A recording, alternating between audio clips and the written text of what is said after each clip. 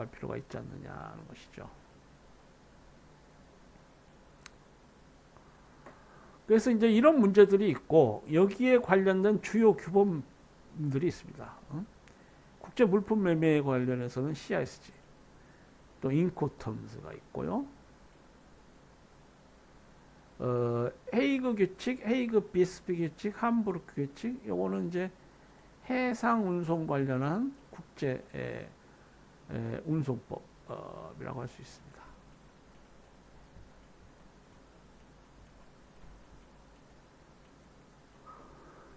그리고 최근에는 국제 물품 해상 운송 계약에 관한 유엔 협약, 2008년 만들어진 이 협약이 있습니다.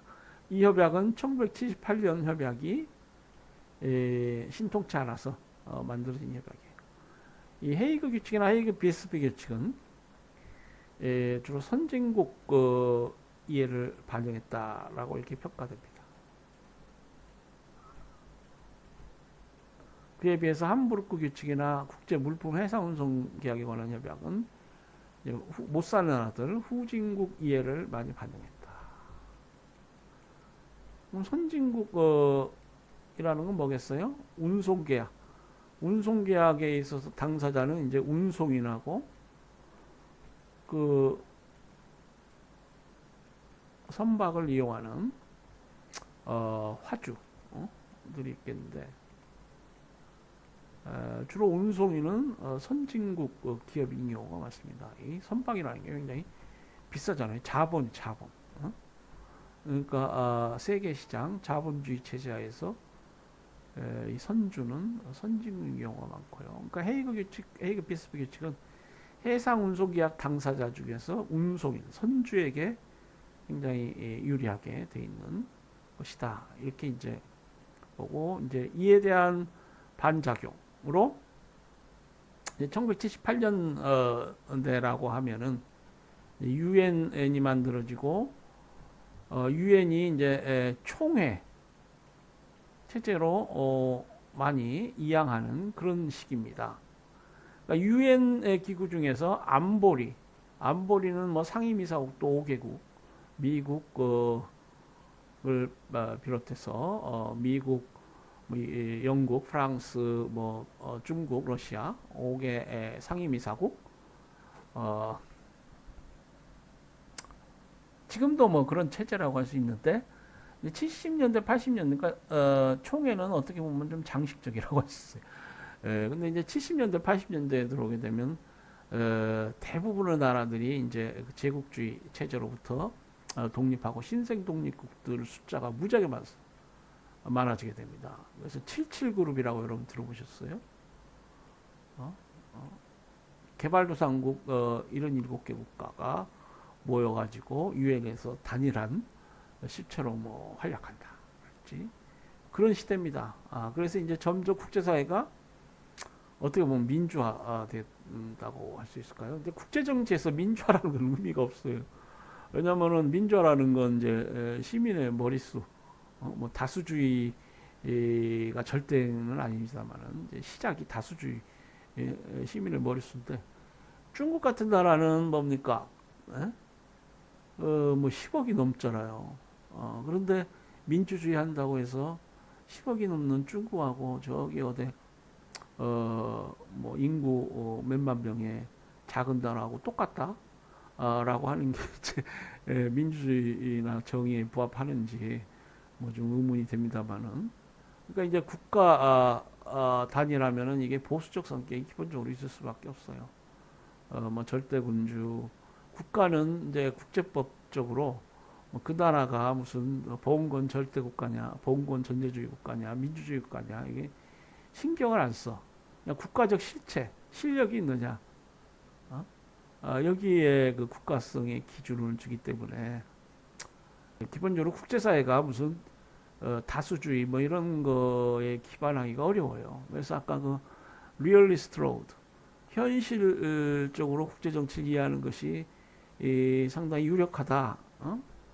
그러니까 모든 국가는 평등하고 뭐 칸트의 영구 평화론이랄지 유엔을 중심으로 해서 총회에서 똑같이 한 표를 행사하고 뭐 이건 이상적이긴 하지만은 에, 그래서 이제 이때쯤 되면은 좀 옆으로 샜습니다만은 말이 이때쯤 되면은 이제 77 그룹이랄지 이제 국제사회에서 유엔 총회가 많은 일을 합니다. 그래서 이제 운송인 화주 간의 관계에서 화주의 이익을 반영하고 양자 간의 계약상의 그 권형이라고 하죠. 그것을 이룬 그런 국제운송법을 만든다. 이게 함부르크 규칙인데 이게 호응을 별로 못 받았게 되고요. 그래서 2008년에 이르러서 이제 이 유엔 협약이 만들어지는데 이건 조금 발전된 것이라고 할 수 있는데요. 뭐 향후 여전히 그 헤이그 규칙이나 헤이그 비스베 규칙의 위력이 세가지고 뭐 어떻게 될지는 잘 모르겠습니다. 그리고 이제 항공 운송 관련해서는 1929년 바르샤바 협약이 있고요. 그 다음에 육상 운송 관련해서는 이건 이제 유럽 지역 협약인데요. 범세계적인 협약은 아니고요. 왜냐면은 그 유럽 지 육상 운송이라는 게 국제거래에서 육상 운송이라는 게 유럽 정도 가 이제 국제거래와 관련해서 육상 운송이 의미가 있어요. 유럽 지도 보시면 알겠지만은 나라들이 쭉 이렇게 육지에 면에 있죠. 우리나라만 해도 국제거래를 한다? 육상으로 국제거래를 하는 수는 없어요. 이제 그 남북한이 통일돼 가지고 휴전선을 거쳐서 중국이나 러시아하고 이렇게 철도 운송을 통해서 뭐 무역을 한다. 뭐 그럴 수 있겠지만은 휴전선을 딱 막혔잖아요. 저기 아메리카 대륙을 보세요. 제일 북쪽에 캐나다 있고 바로 밑에 미국 있고 멕시코 있고 뭐 그러잖아요. 변단 안 돼. 그러니까 이 육상 운송으로 무역을 한다는 것이 별 의미가 없어요. 그에 비해서 이제 아프리카, 남미도 뭐 그렇게 나라들이 그 국경선, 육지 국경선으로 이렇게 면해 있질 않죠. 이 동남아 지역 좀 그런데 이런 지역들은 이제 후진 지역이라 뭐 국제 물품 운송에 관한 협약이 필요할지 뭐 모르겠습니다. 근데 이 유럽 지역은 이제 선진 지역이기도 하고 또 나라들이 육지로 이렇게 면해 있어요. 벨기에, 뭐 프랑스, 폴란드, 독일, 뭐 이렇게 유고슬라비아. 그러니까 이런 육상 관련한 협약이 있을 수가 있습니다. 실제로 있어요. 도로에 의한 국제 물품 운송에 관한 협약, 철도에 의한 국제 물품 운송에 관한 협약이 있습니다.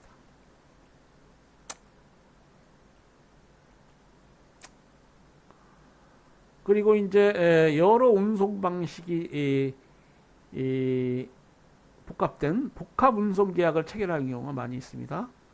이 복합 운송 계약은 이제 상인들에게 이제 편리할 뿐만 아니고 그렇기 때문에 이제 많이 발전하고 있는데 더 나아가서 선화증권, 해상운송 관련해서 선화증권과 동일한 어떤 권리증권이기도 하고 뭐 처분증권이기도 한 이 복합운송증권을 또 이용하게 됩니다. 그래서 이와 관련한 웅크타드 ICC 규칙이 있고요. 그리고 그 계약, 복합운송 계약 자체에 관련한 유엔 협약이 있습니다.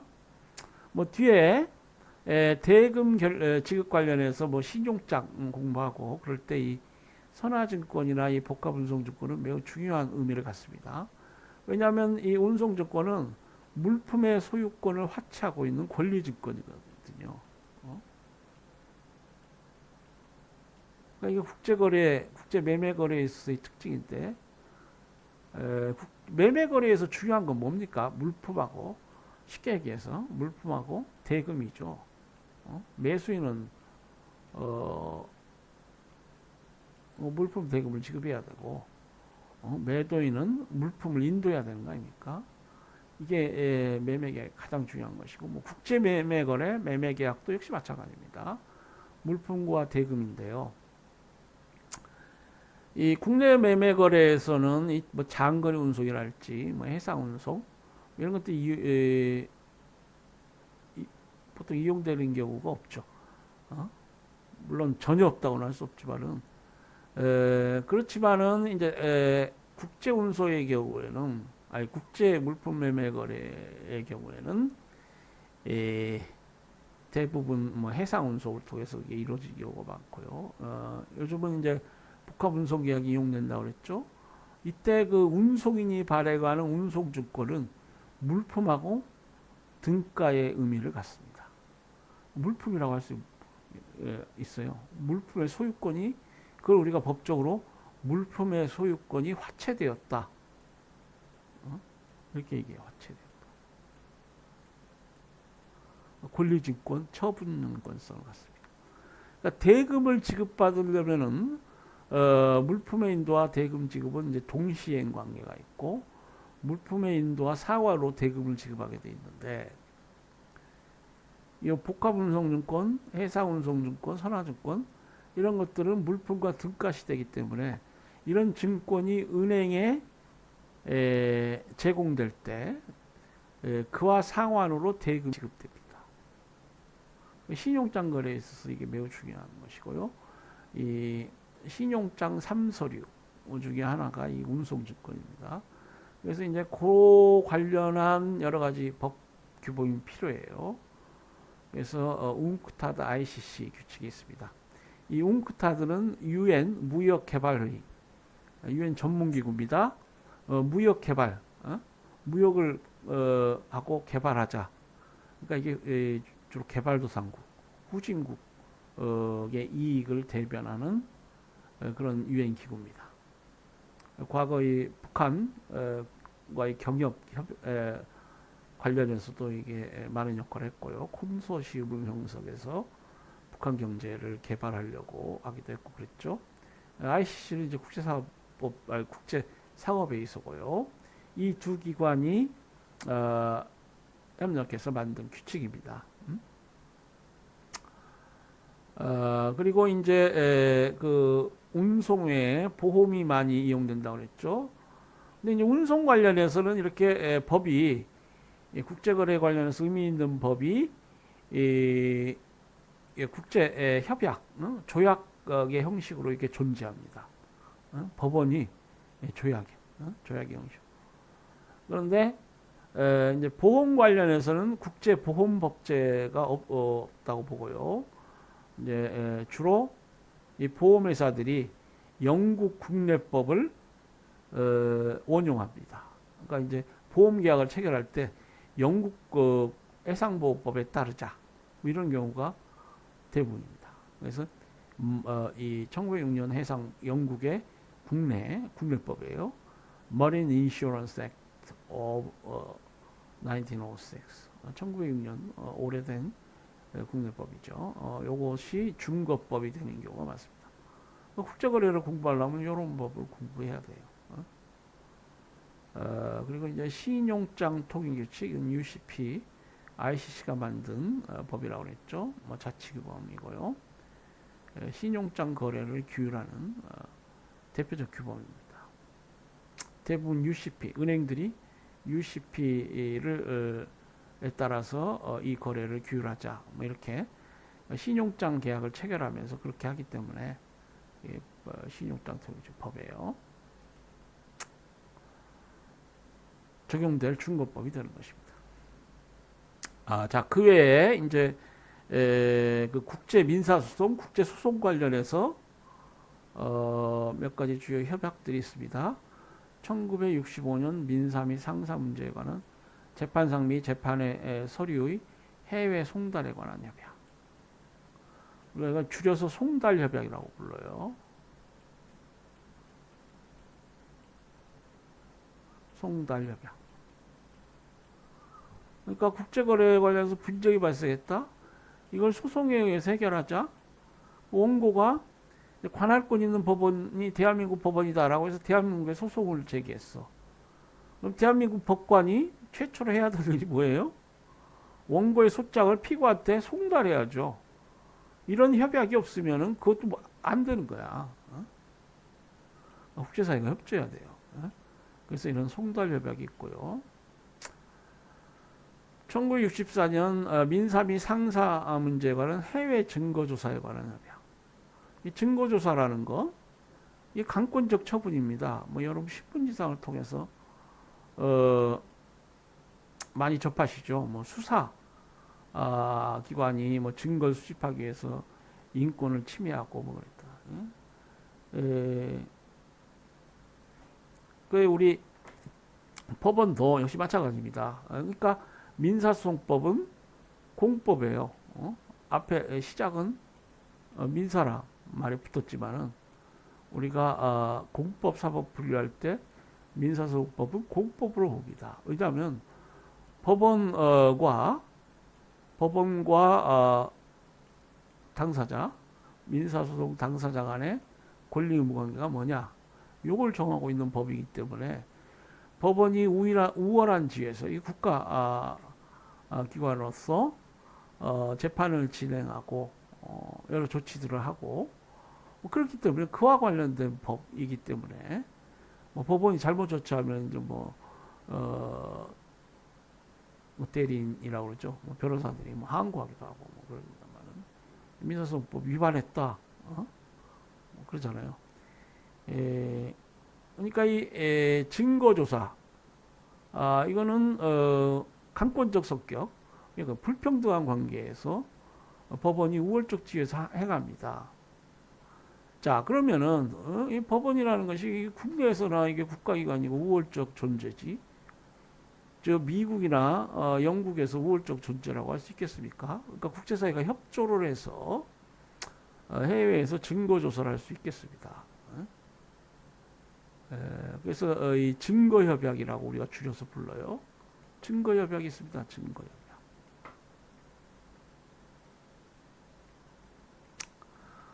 이와 관련해서 그 우리 국제법에 이제 유명한 그러니까 아주 그냥 고질적인 문제가 있어요. 국내법의 역외 적용 문제. 법관이 앉아가지고 국내법을 해석 적용 집행한다. Extra Territorial Application of Law, 국내법의 역외 적용. 미국 법원이 이런 비난을 좀 많이 받는데요. 증거조사 할 때 그런 경우가 많이 있어요. 그러니까 이제 지금 경제가 발전하고 세계 시장이라고 하니까 다국적 기업도 많고 그 뭐 관련한 법적 분쟁도 많고 그래서 이제 미국 법원에 제소되는 경우가 많죠. 그럼 이제 증거조사를 해야 되니까 증거조사를 함에 있어서 외국 그 소재 지사 서류를 제출하라 뭐죠. 강제 처분을 합니다. 소송법상 강제 처분을 하겠죠. 그러면 이제 영국에 소재하고 있는 지사, 뭐 프랑스에 소재하고 있는 지사 이런 유럽 지역 지사들이 그 미국 국내법원의 명령, 국내법을 따라야 돼요. 그런데 그것이 과연 국제법적으로 맞느냐? 그래서 그걸 비난하는 사람들은 이제 그것은 국내법의 역외 적용이고, 뭐 블락킹 스태츄, 영국이나 프랑스 해외 지사가 소재한 나라들이 대항 입법을 해서 따를 필요 없다 이렇게 주장하는 사람도 있고, 또 국내법의 역외 적용에 합법성을 인정하는 사람도 있습니다.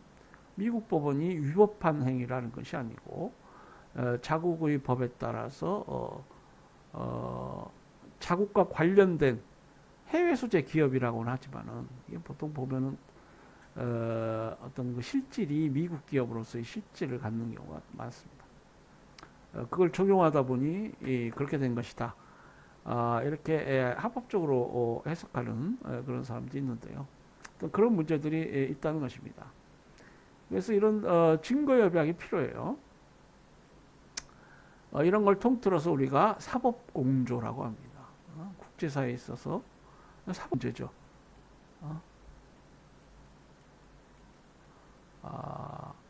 서로 돕는다 것입니다. 나라들이 서로 협조하고 돕는다. 그래서 사법공조라고 이렇게 부릅니다. 자, 그래서 이제 보면은 민사미 상사 문제에 있어서 재판관할권은 판결의 집행에 관한 이시협약, 우리가 일명 브뤼셀 협약이라고 부르는데요. 국제 소송 관련해서 문제되는 것들이 송달, 증거조사 이런 것이고, 어, 또 처음에 문제되는 것이 뭡니까? 재판관할권 문제예요. 어느 나라 법원이 재판관할권이 있느냐? 원고도 제일 먼저 소장을 제출할 때 재판관할권 있는 법원에 제출해야 되고, 그 소장을 접수받은 법원도 재판관할권이 있느냐? 이걸 따져봐야 돼요. 이게 첫 번째 문제입니다.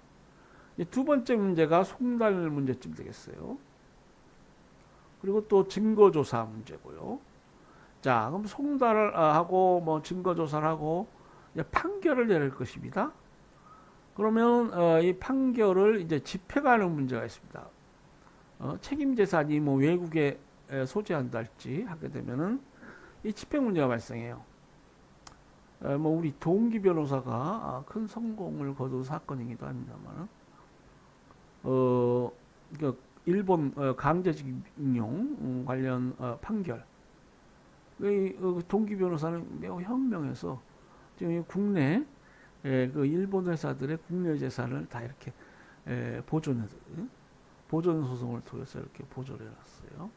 그러니까 이제 실제로 판결을 집행하는 문제들이 이렇게 있는데, 이런 것들이 다 이제 국제법적으로 국제거래의 경우는 주권 간의 어떤 갈등 있을 수 있는 그런 문제들입니다.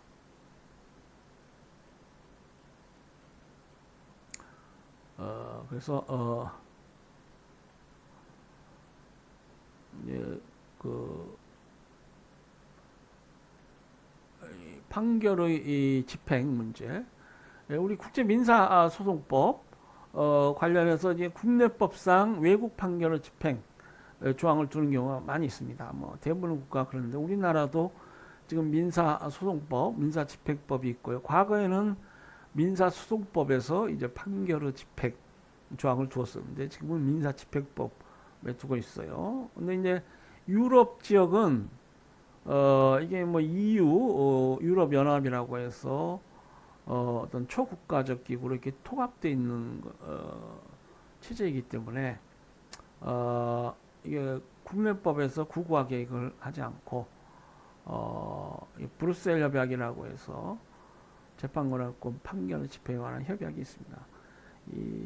지금 UN 차원에서 이 문제에 관련해서 지금 재판관할권 통일 재판관할권을 위한 협약 체결을 지금 추진하고 있는데요. 앞으로 어떻게 발전이 될지 모르겠습니다.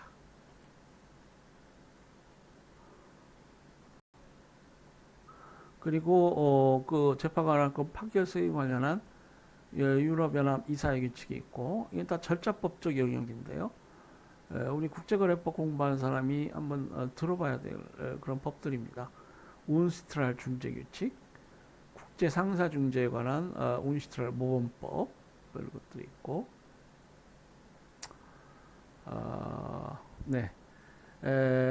첫 주 강의는 여기까지 하도록 하겠습니다.